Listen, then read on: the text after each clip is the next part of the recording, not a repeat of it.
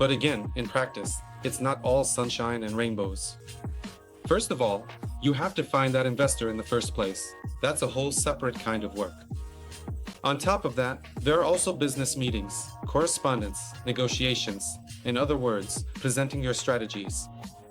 Basically, you have to convince the investor that you know how to trade, that your strategy is reliable, and that you'll make them a profit. Okay, let's say you come to an agreement. What happens next? That's when real life begins. Because even if you've reached an agreement with the investor, even if you've already made some money from the capital they gave you, there will always come a time when you have to split the profits.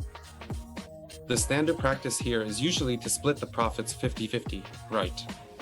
So 50% goes to you and 50% to the investor. But again, that's in an ideal world. Most of the time, investors set a condition that if there's a drawdown, meaning if you lose money, you're still required to pay back 50%.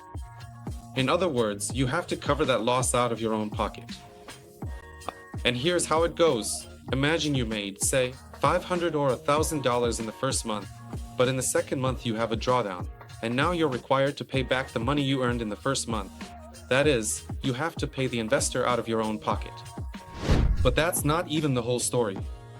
A lot of investors want to constantly be kept in the loop about what's going on. I mean, that's pretty normal overall. So I actually support them in that. But again, as a trader, you constantly have to defend yourself.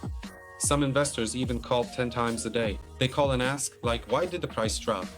Are you sure about your trade? And so on.